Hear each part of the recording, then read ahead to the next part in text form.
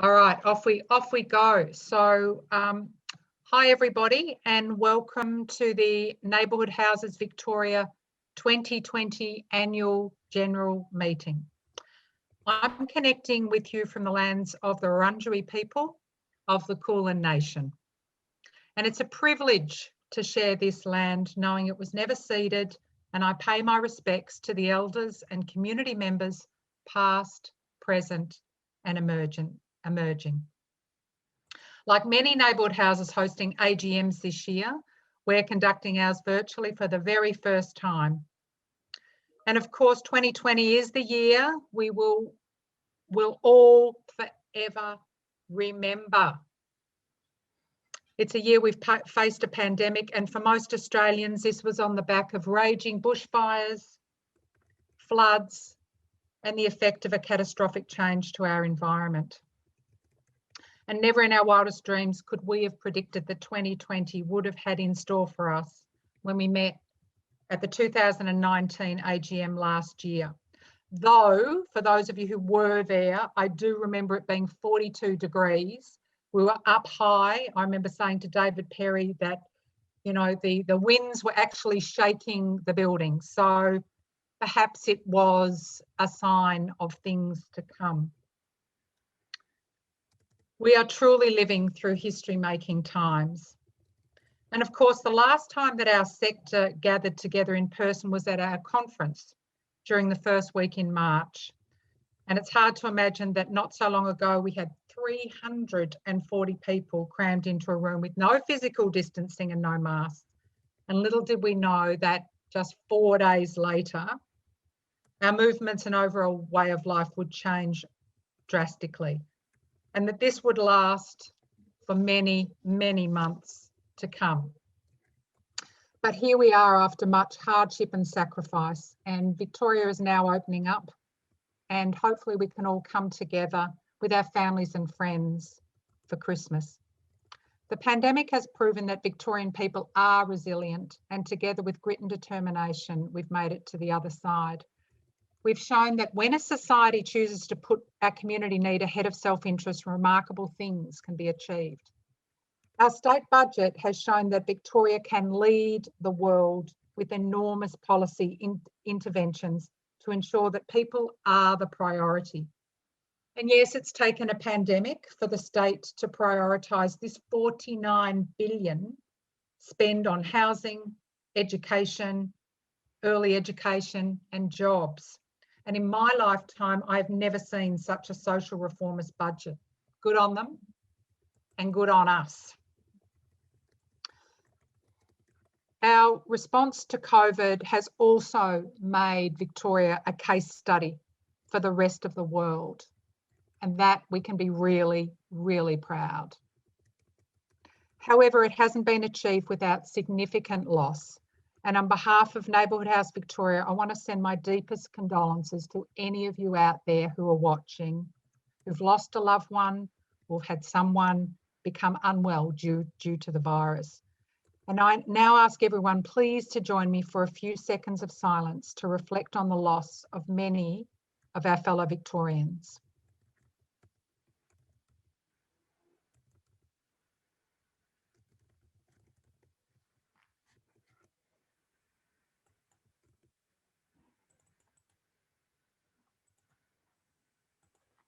Thank you. You'll hear a lot this afternoon about the incredible contribution our sector has made to the relief effort. You know, and it's funny when I think about these descriptor words, I don't have enough descriptor words to congratulate all of you. I just don't. And you know, the words incredible and innovative and enormous, it's actually not enough. I think I need to, you know, sort of live in Japan where they have lots of words that can describe, because English doesn't describe the work that you have done.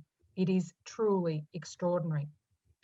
Neighbourhood houses have really proven their weight in gold, making sure every Victorian that needs support receives it, as well as helping to keep communities socially connected during this extraordinary period of isolation.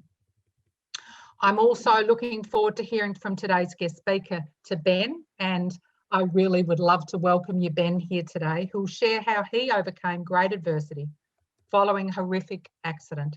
I'm sure we will all have something to take from his experience as we begin on our own roads to recovery.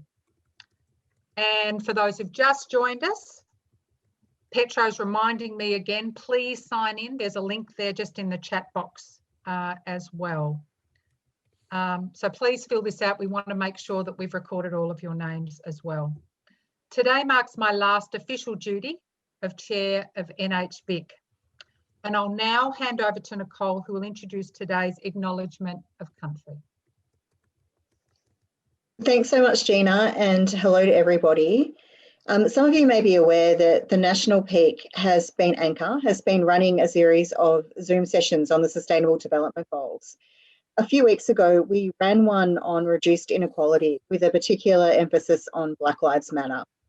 Now, as part of that session, we are incredibly fortunate to have Kathryn Coff from La Trobe University, who came and delivered a speech that she'd made, I guess, in the wake of the terrible events that happened in the US, including the horrendous and untimely death of George Floyd. Without a word of a lie, her speech, and it was an amazing session for those of you who were there, but without a word of a lie, that speech that she gave was probably one of my most powerful moments of 2020, right up there with Kamala Harris's acceptance speech. So for me, in thinking about who I wanted to come today and give that acknowledgement of country, I invited Kath along because I would really like you to experience the speech that I experienced, and I have no doubt that it will move you as much as it moved me. Thank you so much, Kath, for agreeing to do this again. So thanks, Hun, for no pressure whatsoever. Hello, everyone. It's lovely to be here. It was a really big honour for me to be invited by Nicole to be at the last one. So I will just say my speech. So it's called Black Lives Matter, We Matter. So I lie awake not being able to sleep as the fire of my ancestors burn inside me for change. I roll over trying to hide from it all as I'm tired, having just worked a full-time week, raising my gorgeous kids and teaching them from home, working, living for my community, my mob, my family. We've just come out of Reconciliation Week, the theme in this together, big times. And the phone calls start rolling in. What are we going to do? Isn't it terrible what is happening in America? I think we should put on an event or protest. We have to do something. These are from our amazing non-Indigenous, other Australians, our allies. I love them dearly. But what they seem to forget is that this, for most of us Aboriginal and Torres Strait Islanders people, this is our fight every day. It has been our fight for over 230 years. This will continue to be our fight until we are old and pass over and beyond. Many of us speak about this and we want change all the time. We do welcomes and acknowledgements to country when asked because we want change. We help and acknowledge reconciliation action plans, employability plans, statements of commitment, organise events, answer many questions and help you to understand your privilege. Meanwhile, we know very little has changed in the school system for our kids. If anything, it has got worse. We are scared it will never be right for our kids and the generations to come. What you hear in my voice is desperation. Sorry. You see, more of our kids are in out-of-home care than ever has been. More of our kids are incarcerated than ever has been. More of our kids are de-identifying because it's safer. More are turning down scholarships because their non-Indigenous friends look at them with shame. Please understand, I'm talking about Victoria. But guess what? What we need is our kids to thrive, be proud, and to get through the education system. We need this like all mothers and fathers do, like all grandmothers and grandfathers do. Our kids are thriving ahead despite of all this. They are strong in who they are and strong in what they want their future to be. People talk about the system being broken. It was never right from the beginning. A dominant system has landed itself on country and believed it was going to work. Can people see that it cannot? What else does it take? Massive bushfires? That's happened. A virus that could possibly have changed our lives forever? That's happened. Maybe change isn't a bad thing. Maybe change is just what we need. I have many of my non-Indigenous allies saying they feel helpless. What can they do?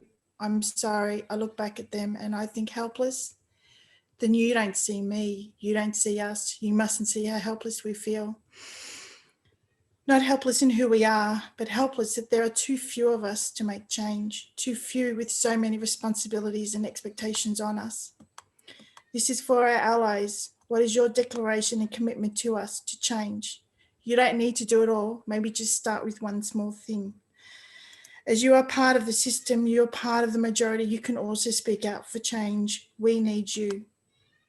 Just so you know, I cannot speak for a whole race of people, but I can give you some ideas from me. We can no longer be the only ones fighting for change. We need your voice in it. Change it. Any workplace that you're in, make sure you engage with us from the beginning and make our employment meaningful and long-term. Change it. Our voice should be in decision-making from the start. Change it. Read anything you can get your hands on, written by us, recorded by us, our voices. Learn, change it. Many of us still live in poverty. Change it. You also need to fight back for curriculum change and ways of teaching for all our kids. If you're a teacher, please read the amazing Aboriginal and Torres Strait Islander and First Nations people that write in education. Like anything else we do, we research it. Go to your schools and ask the hard questions, support them. This is a big one because this could bring about systematic change at its highest level and could bring about the greatest change. Don't just stand back and be a bystander, change it. We know the cultural interface place is a hard place. Guess what? It is also hard for us. Be brave, be open to learn, change it. If you ask elders or our people for advice, actively listen, make the change, change it. Understand not everyone sees the world like you do. To many of us, going into the world, feels like walking into an alien land in our own country. Our worldviews are different and we prefer it, understand it, change it. Treat our elders with respect. On this country, their word is law, L-O-R-E, change it. And lastly, but not least, don't see us as disadvantaged. We are strong, we are proud, we love, we honour family, we honour country, and we will continue to fight and fight until we do not have breath, and then we will fight and fight some more. Understand this and change it. Have your declarations, commitment ready. We want to hear from you. We are willing. What are you willing to do? Be brave, make the change. So I did that particular speech in an event because we got to the point in our community that we believed that protesting for one day wasn't enough, and that if people really want to take it seriously, then people need to start making commitments. So from that event, we have had 230 people in our local community actually make commitments about what they're willing to do to support the change. So sorry, I got emotional today. I've had a really big day, but I really wanted to honour Nicole, and because I think she's a beautiful human. So thank you. Thank you so much, Kathryn. It touched me. It's incredibly emotional, and I pledge to you that I will do more.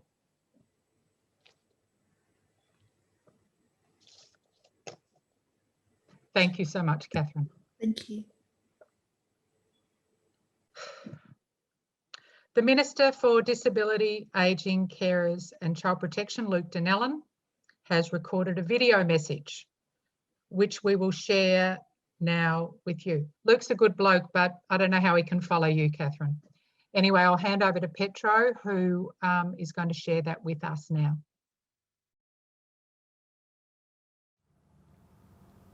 To begin with today, I'd like to acknowledge the traditional owners of the lands upon which we all stand and pay my respects to their elders, past, present and emerging. I'd also like to acknowledge them as the longest living civilisation in the world and how fortunate we are to live on their lands. It's a great pleasure today to be part of the Neighbourhood House's Victorian AGM. While we are unable to meet in person today because of the coronavirus pandemic, I believe it will still be a great opportunity to celebrate the significant year for Neighbourhood Houses Victoria under challenging circumstances. The Victorian Government is a proud supporter of neighbourhood houses, and we recognise the important role they play in bringing communities together. The houses bring people together to connect, to learn, to contribute to their local community. And these connections have never been more important than in a global pandemic. We know that during the last 6 months, people have experienced social isolation and loneliness as a result of the lockdown. During Melbourne's Stage 4 restrictions, I was invited to attend your Zoom sessions, where I heard firsthand about the innovative approaches you were taking to continue to support our most vulnerable community members. This included Zoom social groups, the use of social media, phone calls and letter drops. Houses also embraced online adult education, and many worked tirelessly to deliver essential services through taking one-on-one bookings and even making doorstop food deliveries to those in need. Many houses also organised volunteers to make scrubs for local healthcare workers and reusable masks for vulnerable community members.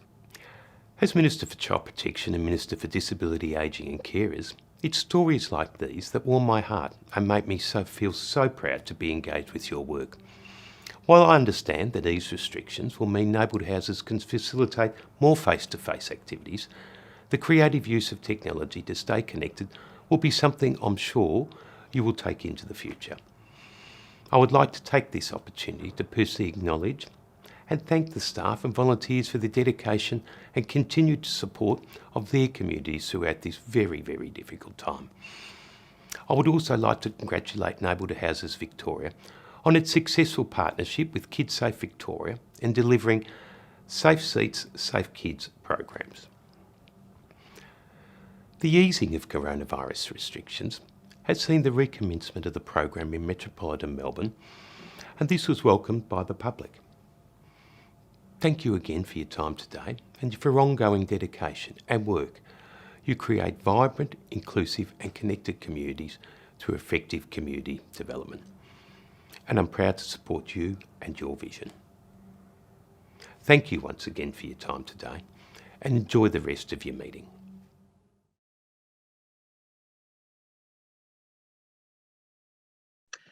So it's now time for me to introduce our guest speaker.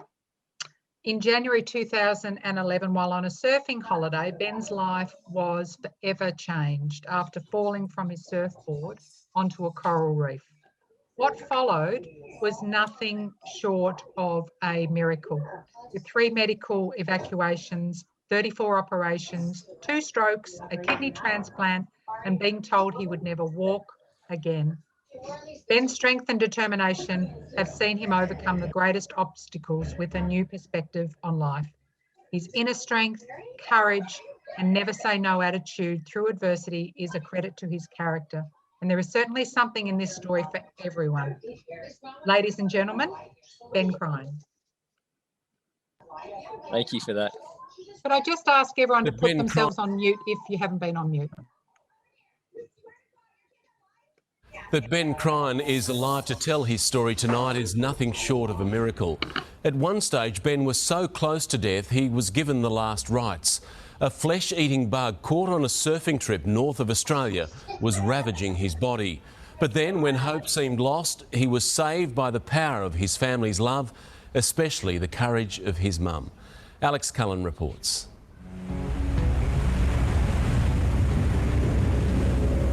The old saying, you know, that only a surfer knows the feeling, and you can ask any surfer. It's just something about being in the ocean. And there's so many times you could call cheating death, or you could say coming close to death, but that's kind of how I like to live my life. Not so long ago, life was pretty damn good for Ben Cryan. He was about to start a new job and had just bought his first home. The 33-year-old civil engineer was riding the crest of a wave. Well, good morning, good afternoon, everybody. I think not so long ago, life was pretty damn good for a lot of us until the pandemic kicked in. But, you know, for me, surfing is my life and has been my passion. Nobody needs to be a surfer to understand, you know, something that they love in life. For me, this day, January 2011, was such a special day. I was surfing these big, powerful waves, but the day didn't end up so well. And following this day, there were 2 emergency evacuations. There was 3 months spent in ICU. There was another 9 months spent in hospital and rehab. In total, there was 34 operations. There was 2 strokes. I'm running out of my memory, and following it all was a kidney transplant. But I guess probably one of the hardest things was getting back to normal life, and being told so many things I wouldn't be able to do again, like talk and walk. So it is a real honour and a privilege to be here today, sharing this special day with you all. So for me, I'm just a normal kid. I grew up in Cairns in far north Queensland. Please don't hate me for that. Pretty quickly after school, I moved to Brisbane. I studied engineering at university before I wanted to travel the world. I spent 5 years traveling the world, South and Central America. I got to London before returning home to where I now live in Bondi Beach. And again, please don't hate me for that. Between Bondi Beach, I did actually spend some time in Victoria. I've got a house now in Victoria. My parents live in Victoria. I can almost call myself a Victorian. So I do share with you all. I tried to follow AFL. I started with St Kilda. I moved on to Geelong. My brother-in-law's Mad Carlton. I've covered all the teams, but I think I need to stick with the Sydney Swans. So, but for me, you know, this was the day of my accident. This is January in 2011. You know, I've learned a lot between falling off that surfboard and today, and I wanted to share it all with you. You know, what a journey it has been. I've learned really that life, it can change in an instant. You know, we're seeing that in front of our eyes. I know that family and friends are so incredibly important. You know, they are the lifeblood. They are what saves me, and community. I'm so happy to be sharing this day with such an amazing community and all of you. Community for me is everything now. I've learned that our body is capable of amazing things, you know, and a lot of us just don't actually know what we're capable of. For me, I've had the opportunity to work through the challenges and come out. And I guess above all else, I've learned about never giving up. But for me, this day in January 2011 was such a special day. We were in the water, we were surfing, we were doing what we loved. All of my mates had smiles on our faces. The water was so blue. The waves were so perfect. It was such a beautiful day. But how things can change, you know, and following this day, like I said, it didn't end so well. I ended up being evacuated, and this is a little bit further in the story here, but I wanted to raise this guy quite early.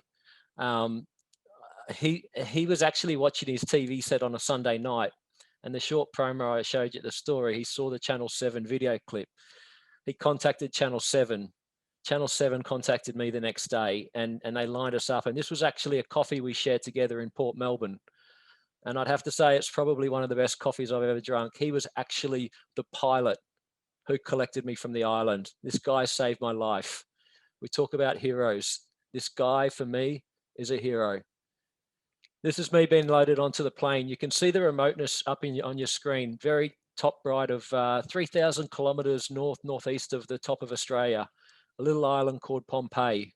We were surfing, we were doing what we loved, but it didn't end up so well.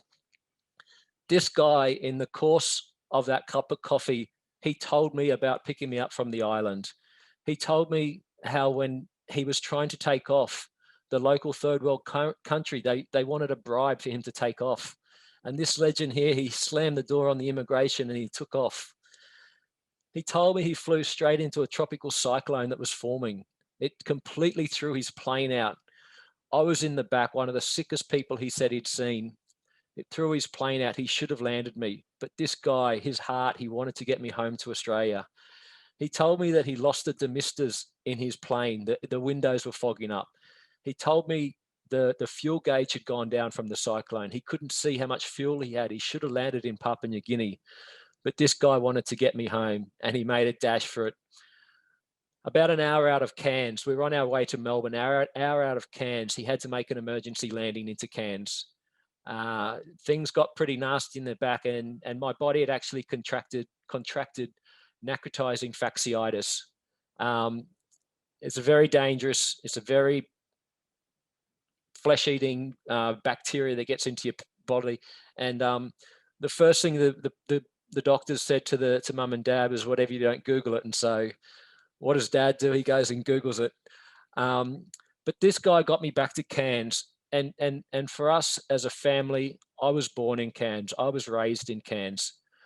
By this stage, mum and dad had heard how sick I was, and they had flown to Melbourne for my arrival. They had a telephone call at midnight saying, unfortunately, your son has been offloaded in Cairns and he's not in a good state. They got the first flight they could the next morning to fly to Cairns. They got off the plane in Cairns not knowing whether I'd be alive or not, and they got a taxi straight to the Cairns base hospital. They were confronted with myself on my deathbed. Basically, the doctors said I had very little chance of survival. And as a family, they were broken. They were saying their last goodbyes. The doctors actually read me the last rites. My sister and her now husband said their goodbyes. My girlfriend at the time said their goodbyes. Such a difficult time. But in life, you know, sometimes you think things are going bad and then they can't get any worse. Tropical cyclone Yahtzee. I was in hospital. This was about day 5 in Cairns. For everybody, I was unconscious. When they picked me up on the island, I went into a coma for about 2 months. I don't remember any of this, but through the time I've been retold, and they got me onto a plane. Decision was made by the federal government to evacuate the whole entire hospital. If people can remember Tropical Cyclone Yahtzee, Category 5 cyclone, one of the biggest ever to hit Australia, headed directly for Cairns. This is quite a cool picture. You know, when we all like to travel, people love putting their photos on their Instagram with seat 1A on a plane. I don't recommend it on this plane. This is me actually on the runway. This is me getting wheeled across the Cairns tarmac out to a waiting Hercules airlifter. This is me inside with my seat 1A up the very front of the plane. All these amazing ladies and gentlemen with the yellows and greens, specialist medics that have been flown in. That's me in the middle. They're doing their stabilizing checks. You know, mum and dad had grown quite close to the head of ICU in Cairns, and moving such a sick patient from one bed to another is such a major, major exercise, let alone a 26-hour operation to get the entire hospital to Brisbane. You can see me getting set up there, and just at the bottom of your screen, a young Aboriginal lady's coming in. She was the second one on board. The two of us are up the front of this plane. An ICU unit was set up. But we made it to Brisbane, and remarkably, my body wasn't ready to give in. Like I said, I was unconscious until about the 2-month mark when I first opened my eyes. And I have to say that opening my eyes was one of the most remarkable experiences of my life. And what was the first thing that I saw? It was the beautiful love and support of my family and my friends. And we talk about communities and friendships and love and support. It means the world to me. And I think it means the world to a lot of people. There's a photo with my beautiful sister. You know, they were there for me every single day of the adventure. This was a really special photo. As soon as I opened my eyes, the doctors couldn't believe it. I recovered so well, so quickly. Another 2 weeks, I think it was, and they flew me back down to Melbourne. This was actually my first night in the Alfred Hospital. God bless the Alfred Hospital. What an amazing place in Melbourne. How lucky are we with our medical facilities in Australia? This is actually my first night in a ward bed. You know, you think about little steps in life. For us, getting from ICU to a ward bed was such a massive achievement. The girls that come in celebrating, they got bottles of champagne. They made me a birthday cake. It was such a joyous, special night. You know, it's one of those nights that we really celebrated. Unfortunately, though, they all went home that night. I was left alone in my hotel room, in my hospital room, and I suffered a major stroke. You know, and they rushed me straight back downstairs at the Alfred to ICU. This is a pretty difficult picture for me to look at. I laid there for another month in a coma, a major bleed on my brain. it's hard for me to look at, but I guess thinking about it for my parents and my family and my support network, it was so, so difficult for them. Basically, we'd taken so many steps forward and we got knocked right back down to the start. But how mum and dad and my family came together, stuck together in that ball and supported one another. We talk about family and friends and community, and it was such an amazing thing that they did. They never gave up hope. And I laid there as a sick kid, never giving up as well. They operated on my brain. They did an amazing job, and they've got me here today. So I'll be forever thankful of the medical facilities we have in Australia. This was the second time I opened my eyes after the second coma, after the brain bleed, and what a remarkable difference this was. This was a time in my life when I opened my eyes and I could quite clearly understand what had happened to me. By this stage, I was about 20 or 25 operations down. I'd realized what I'd been through, how hard my body had been fighting.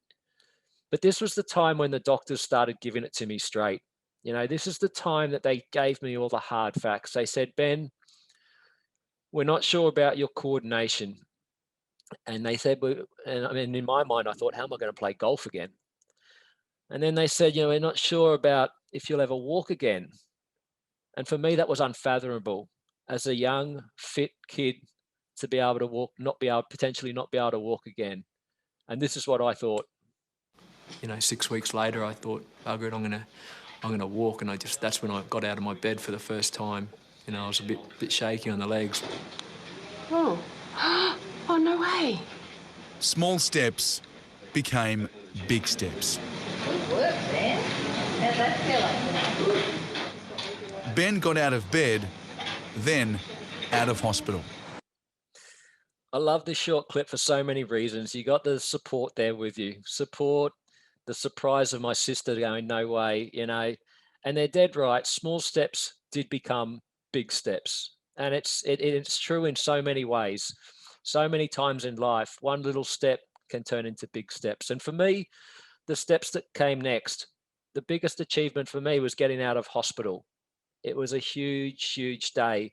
We knew we were going into rehab in Caulfield there in Melbourne. And it was such a special day that I dreamt of for so long. And the night that it finally happened, you know, I remember the ambulance rocking up. I still couldn't walk very well, but they wheeled me in. They put me in the back of the ambulance. And I remember rocking up in Caulfield rehab, excuse me. And the night they wheeled me in there, they got me to my room. They wheeled me into my room. And I remember as I went through, there was an elderly man, the first person I saw on my left as I wheeled through. He was trying to eat his dinner and all the food was running down his face. And the next gentleman next to him, he was trying to talk to a nurse and he was slurring his speech.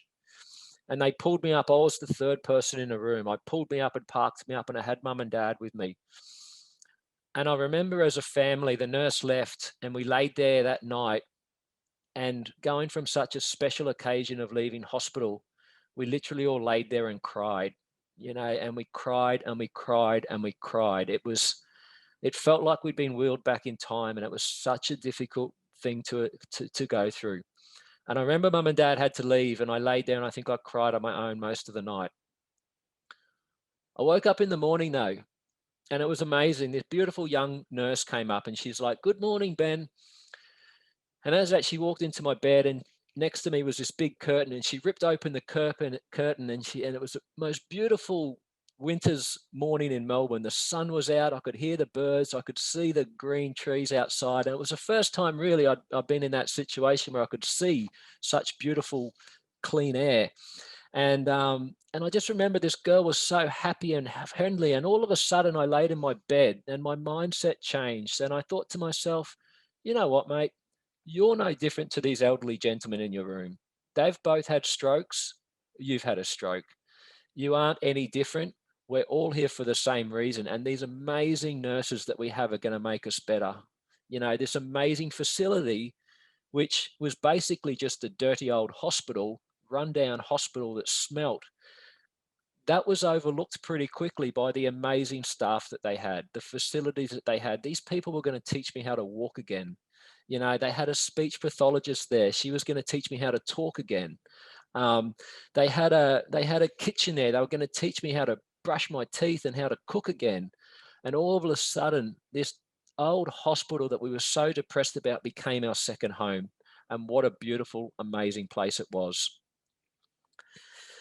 As time progressed, we got better and better. And this is a really special photo. This was actually the first night for me outside of any medical facility. And a special night it was indeed. And the doctors, you know, they were nervous, letting me go away from any kind of hospital, any kind of medicines, any kind of drips. And they said to me, where would you like to go? And of course I said the pub. And this is actually my best mate, Nardi, that we traveled the world together, and he flew in from London with his wife. And I'm not so sure about the dress code. I apologise. I think I'd have to blame my mum for that one. I think you can see I've got my jammies on underneath, and she's put me in. I'm sitting in a wheelchair, but it was certainly a special night. We went out with the friends. At this point, I couldn't even drink a glass of water. You know, my kidneys weren't working. And but sharing that night, getting out, was those little steps that we all sometimes take for granted. Unfortunately, you know, in life, when things aren't going so well and you think they can't get any worse, and then they get worse.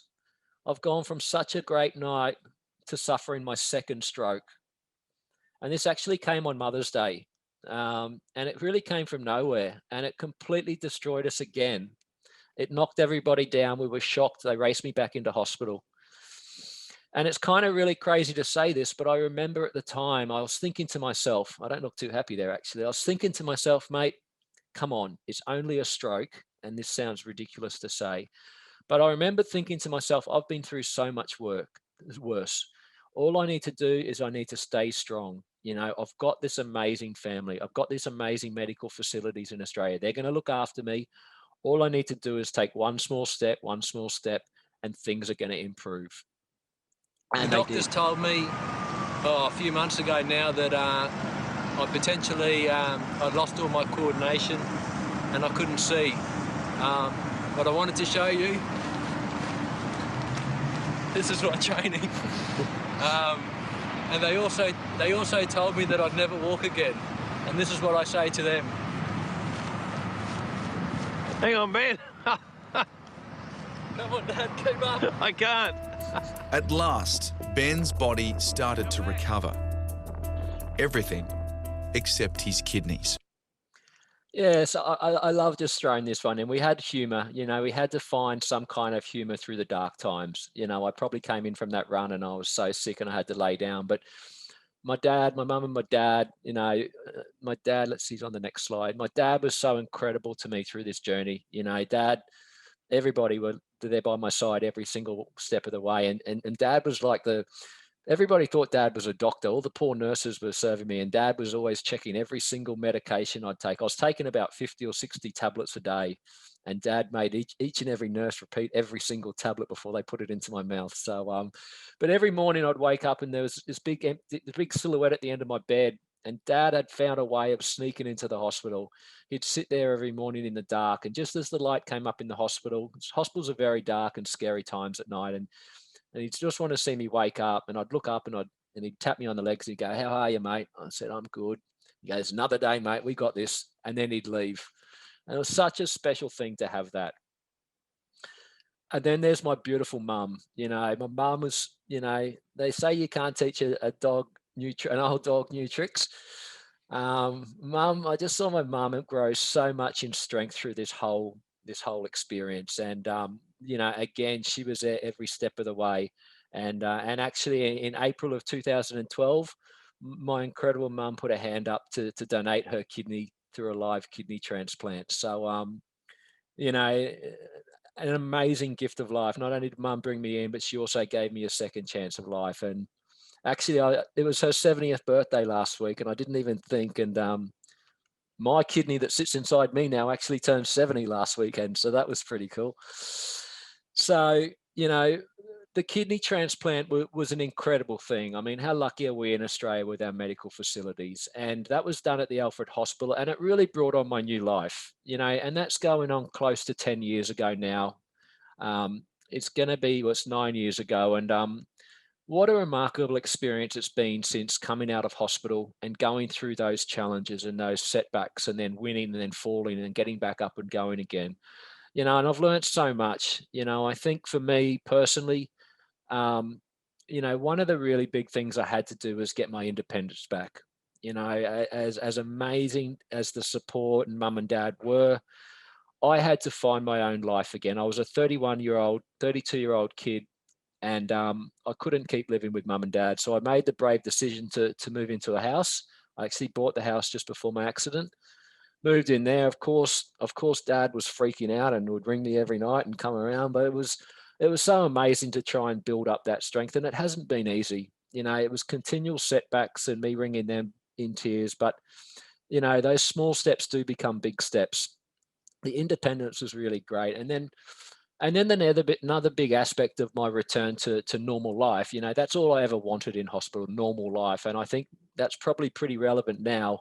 I mean, what is a normal life? I feel sorry for you Victorians. You know, I've been speaking to mum and dad almost every day, and I know how tough everyone's been doing it. And we all just want a normal life. And that was no different to me coming out of hospital. And normality, I was getting back out there. I needed to get my communication skills and my social environment. So I started setting up this thing about coffee dates. I used to call them coffee dates because I'd line up as many friends as I can and do coffees after coffees. And for me, it was really special because I got into these rooms and all of a sudden, all of my friends would sit there with me and I was someone they could start talking to.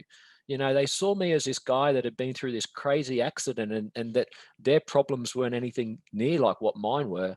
And so all of a sudden, you know, one of my best mates started telling me how him and his wife were trying to get pregnant, and they had been for the last 10 years and they couldn't get pregnant, you know, and it was heartbreaking for him. And for me, it affected me so much. And then I had another girlfriend who told me how a dog passed away and how much that had affected her. And all of a sudden, you know, everybody's got a story and everybody's got stuff going on. And for me, just being able to share stories and share my experiences is such a valuable thing. And, you know, I do a lot of work now in mental health, and I think it's a hugely important topic that, you know, is gaining a lot of traction now. And I think now more than ever down in Victoria, I know how hard everyone's been doing it. And for me, speaking out, having some coffee dates is a really, really great avenue to try and share and talk about some of our problems that we face.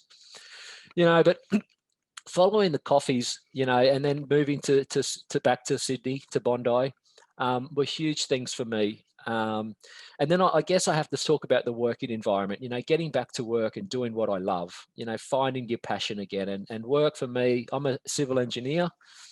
There was a point in hospital where the doctors after my stroke thought, how's his memory gonna be? You know, and I think from memory, I was laying there sort of semi-conscious and I rattled out my ANZ bank code, and Dad knew it and he thought, oh geez, I think his memory's gonna be all right.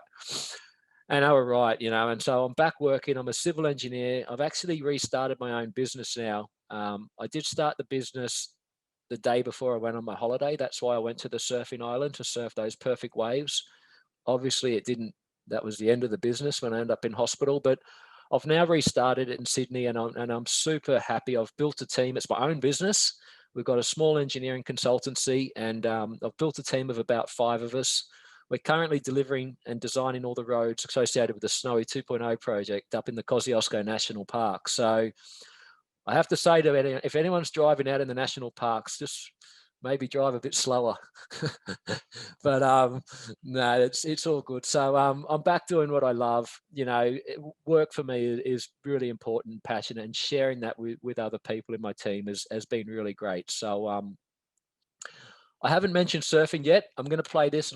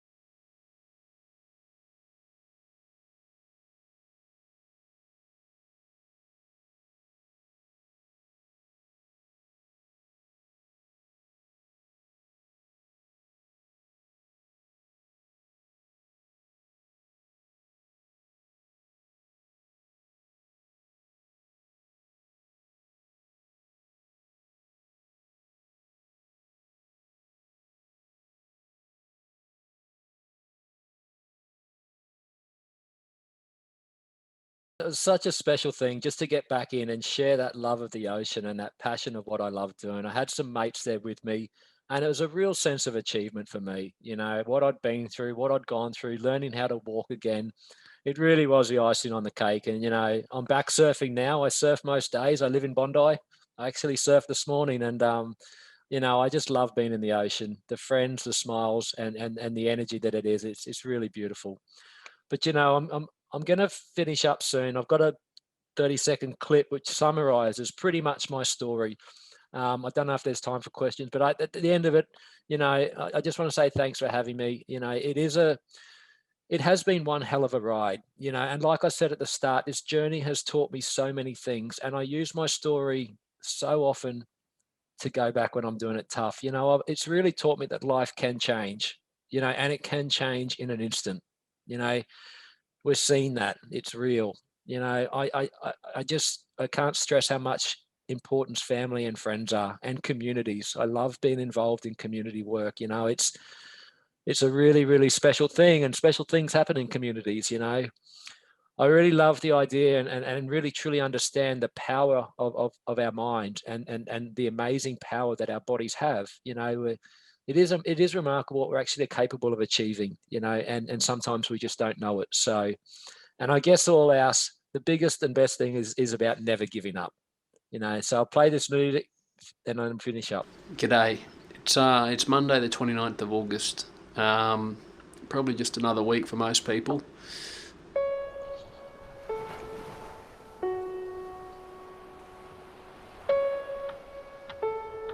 When it happened, I felt shattered. It's really affected me, actually. It's made me really sad today. I never thought I'd be torn apart by doing something I loved. I had a good chat to Dad, and we just need to stay positive, so. They told me I'd never walk again, and I'd never get back into the ocean again. A place I love. At one stage, Ben was so close to death he was given the last rites. A flesh-eating bug caught on a surfing trip north of Australia was ravaging his body. When you're doing it tough, time feels like it's standing still. The coral puncture had caused a deadly skin-eating infection. What did the doctors say to you? They said there's a very good chance he won't survive this. When they said never, I said I'm never giving up. It was in Brisbane, and the first time he opened his eyes when I walked in, and he had a tear roll down his cheek. That was very special.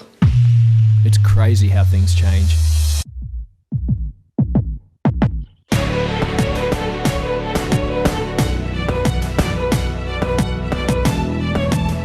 When they said never, I said I'm never giving up. Our bodies are capable of amazing things, and sometimes we don't even know it until we challenge ourselves.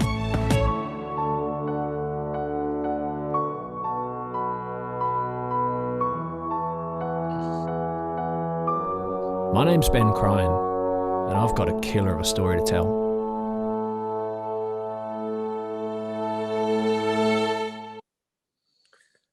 So thank you. I'll just stop this to finish up.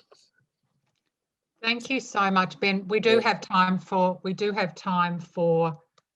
a few questions. That was truly, truly extraordinary.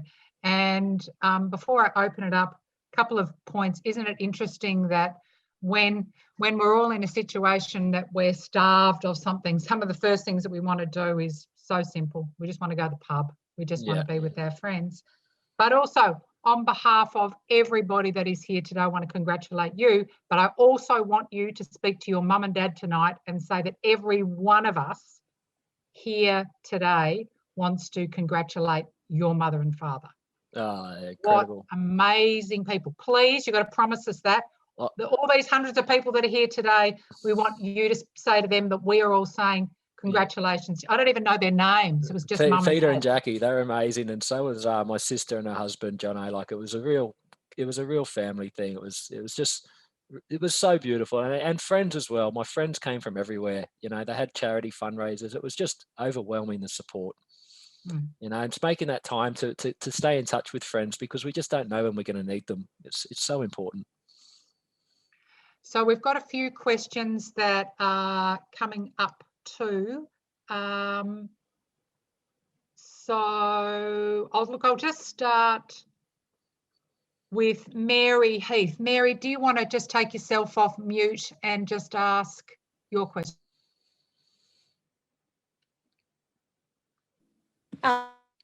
Thanks so much for sharing, Ben. That was just amazing. Thank you. Oh, look, you know, I think it was, my question was probably answered in that last clip when you said just don't give up, don't ever give up. You know, my question simply is, knowing that life can change at a moment's notice, you know, what is your biggest piece of advice, knowing that, having lived that, yeah, to such an extent? I wonder, you know, what I know it's a very broad and general question. No, it's a good one. I think the answer is quite simple. We just got to live our lives. You know, every day is precious. Every day is valuable, and it's easy to say that, but I think it's the truth. I think we've really just got to celebrate and enjoy the good times as well.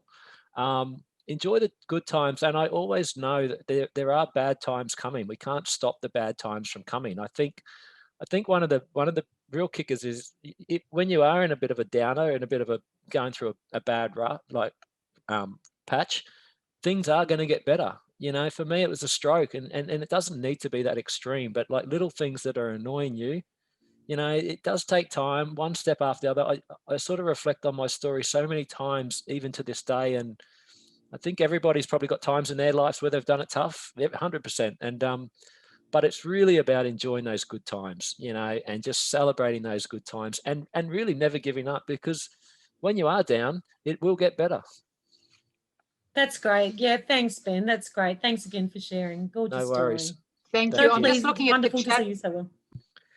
Thanks, Mary. I'm just looking at the chat box, Ben, and you know, you just get a lot of it's commentary. You're getting so much stuff about this is a story of love and family and being grateful. I know Nicole's got a question, so I'll let Nicole ask. Thanks, Gina. Thanks, Ben. That was amazing. I think, you know, what you went through, and probably what a lot of people have gone through in 2020, it does make you reassess your priorities. Is there anything that you let go of as a result of your experience because it was no longer serving you? Whoa, that's a hard one. I mean, the easy answer is to say you let go of the unimportant things that don't matter, but life's not that easy. You know, I think there's always a lot of challenges. I've got heavily involved in mental health and really understanding our bodies and what they're capable of and what we go through from an emotional sort of roller coaster wise. And I think it's quite normal. I think having conversations is really normal. Letting go of, I still can get grumpy. I can still get a bit moody, but I really do try and see the better side of life. You know, I guess one good thing is, you know, letting go of, in hospital, we went through this thing where we couldn't control things that weren't in our hands, you know, and we're very lucky in Australia with our medical facilities. I laid in the Alfred Hospital, and it was up to the doctors. They did their job. We couldn't control the doctors, you know, and so I let go of that thought process, because if I was thinking constantly about the doctors and what are they doing and my bloods and the different levels and whatever, I would have gone crazy. So I completely let go of that side of it in hospital, and I think that's quite a nice thing to do. You control things that you can control, not what you can't control.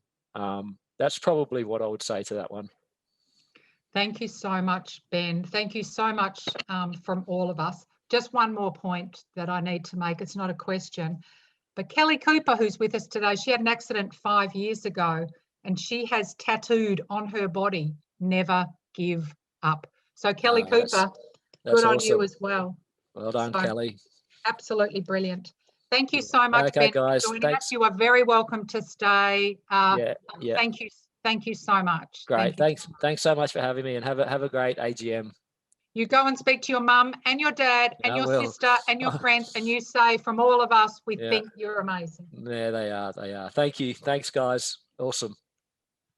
I'll go off mute. So now to the formalities of our annual general meeting. And I'm just going to pass to Petro, who's going to read the list of apologies that we've got. Thank you, Gina. So the apologies that we've noted for today are Minister Luke Donnellan, NHVIC Secretary Desmond Lavery, the Manager of Power Neighbourhood House, Carol Berger, the Manager of Benton Square Community Centre, Kelly Johnson, the Chairperson of Springvale Neighbourhood House, Heather Dugan, the Manager of Tullamarine Community House, Cheryl Harlenbrandt, and Beth Davidson, the President of the Barwon Network. Thanks, Gina. Thanks, Petro. Okay, so we're going to look at the approval of the previous minutes. Can I please have someone to move and second the motion that the previous annual general meeting minutes dated the 21st of November 2019 be accepted? And so I'm just going to take the first, so if you could just type your full names into the chat box as a mover and second. So we've got Kelly Cooper, good on you, Kelly, never give up. And we've got Sandra Anderson as our seconder. All in favour? For those who've got your screens that we can see, can you just please raise your hands? Brilliant. Thank you so much. Okay, so now the Chairperson's report. I commend you all to read the annual report of Neighbourhood House Victoria, which has been posted. And as I mentioned in my opening remarks, this is my last official duty as board chair. I have absolutely thoroughly enjoyed my time on the board and working closely with Greg and Merial and David and Des and Ramona and Tennille and Liz and Julien and to Tony. And a big thank you also to Mel. If you don't know Mel, get to know Mel. She's amazing. She's done an extraordinary job assisting with the way board reports are now presented, agendas are developed, and we've definitely transformed all of these reports with a particular focus on governance. To the amazing, efficient, creative and responsive team at NHVIC, Petro, Cameron, David and Nicole, and a big thanks from all of us to you. And despite the adversity, the organisation is doing well. Our membership survey shows 88% satisfaction. That's extraordinary. We've all worked hard to keep you all connected, and I will also miss working closely with Nicole. She is a powerhouse who continues to advocate for us at the highest levels, and I can tell you we're being heard. So I thank you all. And I've been around for a long time, not going anywhere. To all of you who haven't met me and are interested in the incredible work that happens at Banksia Gardens Community Services, where I'm the CEO, please drop me a line. And I'm proud to say that we are one of the best neighbourhood houses and community service organisations in the state. And now I would like to introduce Nicole Battle, CEO of Neighbourhood House Victoria, to present her report to you. Thanks so much, Gina. Now, I actually don't want to take up too much time this afternoon because it's the board's day, it's not mine. But having said that, look, there's a few comments that I would like to make, and certainly for those of you who are interested, a lot of my reflections you'll also find in the annual report. But as I said, there's just a few people and a few comments that I'd like to make. Firstly, it hasn't been an easy year. It's certainly not the year that any of us expected. But I'm incredibly proud of my team and I thank them for all of their hard work this year. Certainly they've all gone above and beyond to make sure that you guys get what you need. In particular, I'd just like to pay tribute to Petro, who worked around the clock and watched all of the ministerial briefings and everything like that to make sure that he could get out information to you as quickly as possible. So thank you so much, Petro. And the other person I'd really like to acknowledge is Cameron. Cameron also worked with lots of houses right across Victoria to make sure that you were able to access the different grants and subsidies that were being made available through both the sort of state and federal government. He ran all of the finance forums, all of the Zoom forums as well. And so I think that, yeah, I'm incredibly grateful to both of them for how hard they've worked this year. I'd also like to thank my board. The last 12 months have certainly not been easy, but I'm incredibly grateful to their guidance and to their perseverance. I'd particularly like to acknowledge Gina, who in her role as chair for the past 12 months, she too is an absolute powerhouse and the bravest person that I know, and I've learnt a lot from her. So, yep, Gina, no, I have your number, and I will, yeah, I'm definitely, we've got to, I'm really glad to call you a friend and someone who that I'd say learn a lot for. So thank you so much. To the incoming board members, so Angela, Sandy, and of course David, who will be returning. I look forward to working with all of you in 2021. There'll also be another person who's joining our ranks, but we won't know who that person is until a little bit later in the meeting.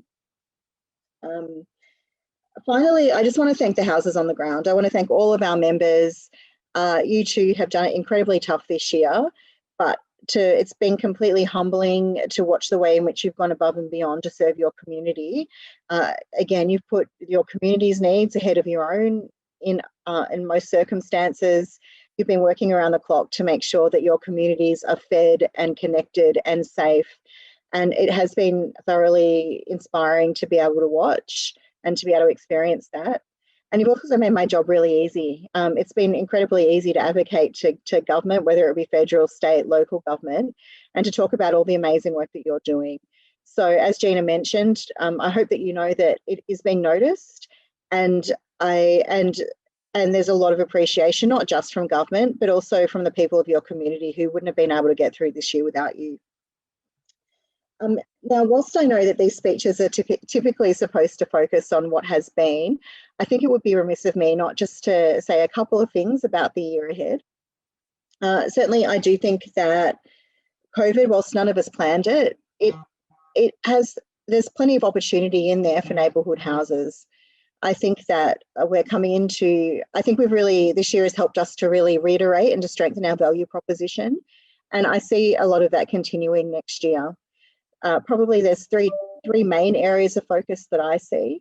This return to local. I know where I live, there is lots of people who are now looking to connect in with their local community. They want to know their neighbours. They want to be able to contribute to where they live.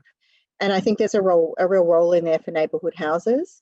And as part of that, I think government's also really keen to understand how it can support neighbourhood houses more to make sure that people can access services close to where they live. So local services for local people. So I think that's an important opportunity for neighbourhood houses. The next opportunity that I see is particularly for those houses that provide adult and community education. As a result of the pandemic, unfortunately, we know that there's lots of people who've lost their jobs. And unfortunately, a lot of those people might not be able to return to those jobs. Those industries have been decimated. So we are going to have people who are needing to be reskilled so that they can go on to other employment or to other training.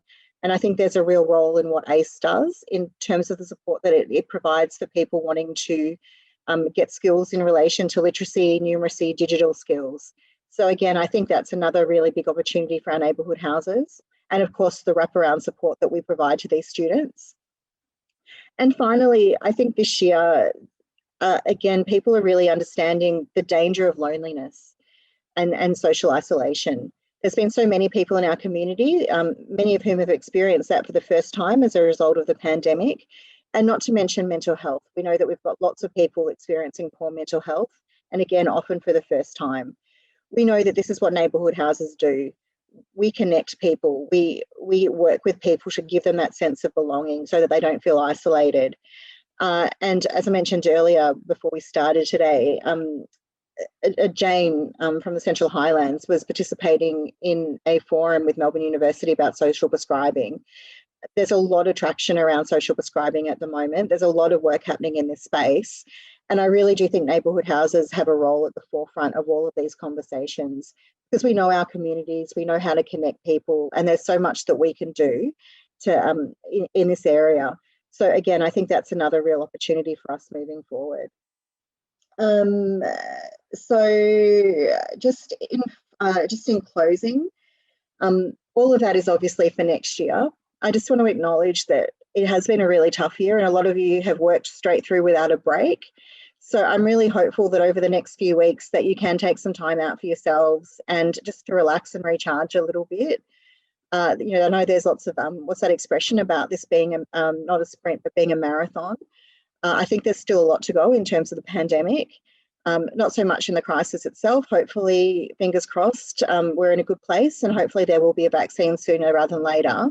But there's going to be a lot of work that's happens to happen in the recovery, and houses are going to be asked to do a lot in that space. So please take some time out over the break, and just know that everything you have done this year has been incredibly appreciated, no doubt, by your staff and by the people in your community. So here's to a fabulous 2021, and hopefully at some stage we will be able to come together, whether it's at a conference or whether it's at an AGM or whatever it is, to actually come together and celebrate. But in the meantime, thank you so much to everybody for everything, and thank you, Gina. Thank you so much, Nicole. So just prior to me passing on to the Treasurer's report, as all of you know, we had a very significant restructure in the organisation this year, and I just want to acknowledge the three extraordinary women, Liz and Karen and Claire, who made such a vital contribution to the peak body and to our sector.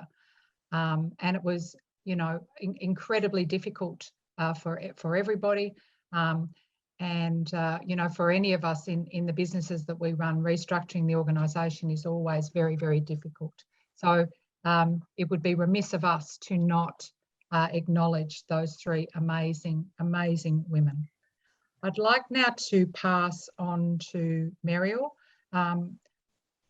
And prior to that, I'd like to acknowledge the hard work of our Chief Finance Officer, Cameron McRae. Merial? Thanks, Gina. So the Treasurer's report can be found on page 27 of your annual report, if you've downloaded it yet. And the Auditor's report is on the subsequent pages. The audit report has been prepared by Sean Denham and Associates, who have expressed the opinion that the report represents a true and fair view of the financial position of Neighbourhood House Victoria as at 30 June 2020. And I'd just like to acknowledge Sean and his staff, Caroline, for their work. I think they've been the auditors now for maybe 12, 13, 14, maybe even 15 years. I can't remember how long. Rather than read my report, I just want to speak to the main points.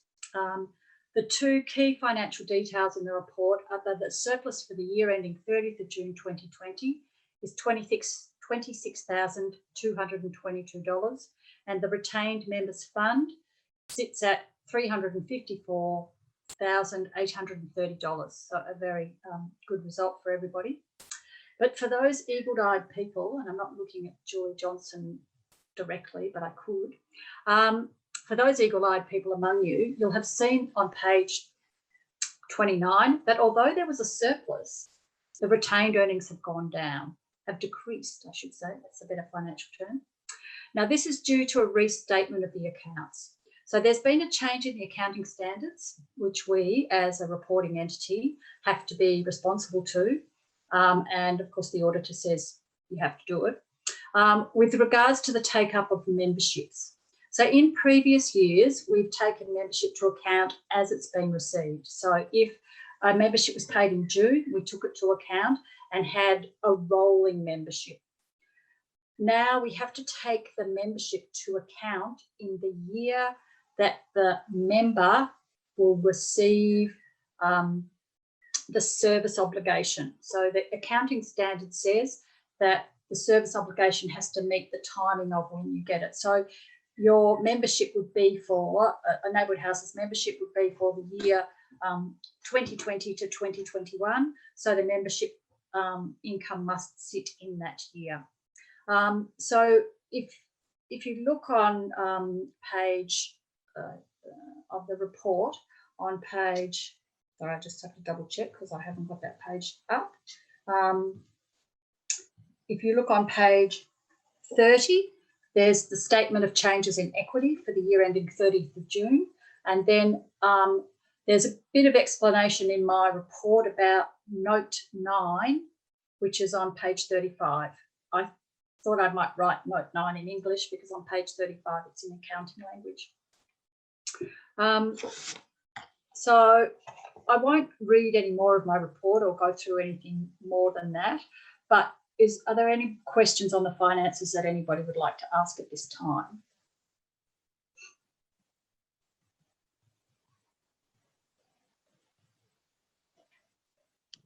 There doesn't So seem to be anything coming up in the chat box, no. Merial. I can't see anything coming out in the chat box. If people do want to make contact with me and talk about it afterwards, because usually, you might chat at the AGM, I'm more than happy for people to give me a call. Just go via Neighbourhood Houses Vic and you can make contact with me. I'm sure lots of you out there know my email address anyhow. So before I finish, I do want to extend my sincere thanks to Cameron for his tireless work for both Neighbourhood Houses Vic and Neighbourhood Houses, the Neighbourhood House sector as a whole, and that's both Victoria and Australia.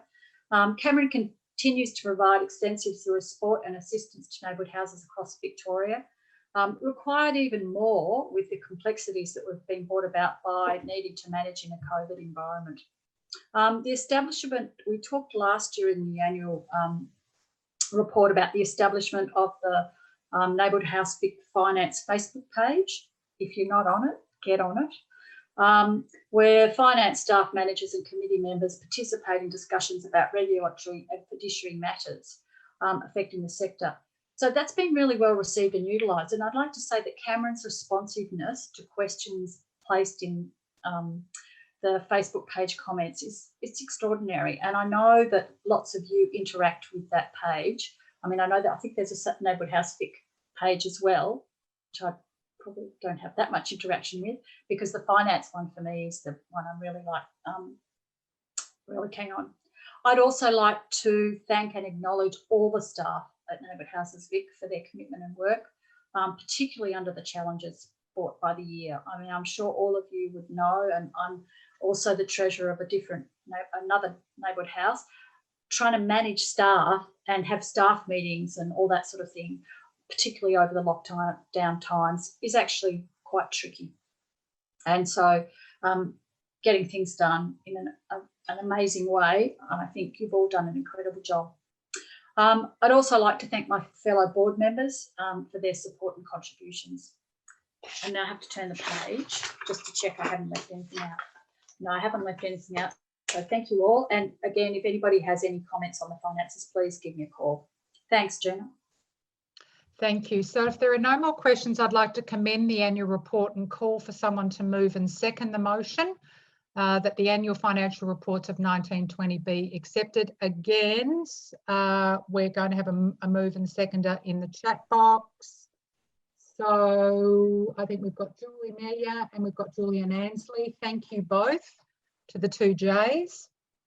All in favour, again, if you could raise your hand if you're not on. Fantastic. Thank you, everybody. I'd like to also call Merial again to move a recommendation in relation to the appointment of our external auditor for the 2021 financial year. Merial. Excellent. Thanks, Gina. So we're just going to confirm that Sean Denham and Associates will be the auditor for the 2020-21 year. And I think we need, again, a mover and a seconder for that. Again, using the chat box, everybody. We've got Joanne Robinson, who's going to move that. And who is going to second it? Jennifer Keary. Thank you. We've got lots of J's happening as well. Jan, sorry, you had just missed out. But so we've got Joanne Robinson and Jennifer Keary as well. All in favour, hands up again. All right. So for the final item of the day, our elections returning officer, Cameron McRae, will provide the outcome of the 2020 board elections. Cam? Thanks, Gina. Hi, everyone. So this year we had 4 vacancies on the NHVIC boards and we received 8 nominations for those positions. The voting was open from Thursday, the 12th of November until 5 p.m. Friday, the 20th of November. We had 206 member organisations participate in the voting process, which was up 53% on the previous year, which is great engagement with the voting process, so well done. On Monday, 24th of November, via a sector update, we announced the following 3 candidates had been successfully elected to the board: Angela Strathopoulos, David Pearce and Sandra Duffy. Congratulations. There was a tie for the 4th position, and in accordance with section 54.11-A of the Incorporated Association's model rules, a runoff election was held. Commenced Monday morning and closed yesterday at 5 p.m. And I can confirm that the successful candidate for the 4th position is Jennifer Keeney. So congratulations, Jennifer. I'd like to congratulate the newly elected board members and wish them all the very best during their time with NHVIC. And we also thank the remaining candidates for their passion and eagerness to contribute to the wider sector, with a special thanks for the work done this year by the outgoing board members under very difficult circumstances. So thank you all. That's all. Thanks, Gina. Thanks. Thank you very much, Cam. And congratulations to the newly elected board members. So that brings us to the end of the AGM, and a big thank you to everybody for attending, and congratulations to everybody on reaching the end of the year. Thank you to all of you for what you do in your communities every single day. We are all heroes, we really are. And a final reminder, if you haven't filled in the AGM sheet, please do that via the chat box. Please have a wonderful festive season. We hope that 2021 isn't as dramatic, but what we know is if it is, we'll never give up. And we know that whatever's thrown at us, bring it on. Now I know I'm going to handball, so I'll say bye-bye. I'm going to handball to Nicole because she wants to spruik a couple of events that are coming up soon. So yeah. Thank you, everybody. Gina. Thanks so much, Gina, and thanks for chairing a great meeting. Just a couple of events that I did want to bring to your attention between now and the end of the year. 16 days of activism currently. So on Tuesday, the 8th of December, we're hosting a Zoom session, one of the ones about the Sustainable Development Goals. And as part of that, gender equity, that's the Sustainable Development Goal. And as part of that, we've actually got the Victorian Minister of Women, so Gabrielle Williams, who's going to be on that panel. So it would be great if we could have as many of our Victorian houses there as possible, so that she can be really, so she can be aware of just how all of the work, the fabulous work that houses do in this space. And the following Tuesday, on the 15th of December, back by popular demand, we had lots of really good feedback about the sessions, the wellbeing sessions that were being run by Drake and by Danielle Jacobs. So we're scheduled a 3rd one for that day. And that session, it's going to be an hour and a half, so a little bit longer than normal. And it's going to be a really good opportunity for you to reflect on what your takeaways from 2020 are. What are the things that you want to take with you? What are the things that you want to leave behind? And how do you, I guess, get yourself in a good place to deal with whatever 2021 throws at us. So no doubt Petro will be also putting out comms about those very soon, but I just wanted to flag them with you now so you can make a note in your diaries, because we'd love to have as many of you there as possible. But thank you very much, everybody. And again, thank you to Gina for chairing, and to all of the board and the new board. And yeah, we'll be seeing you soon. Bye.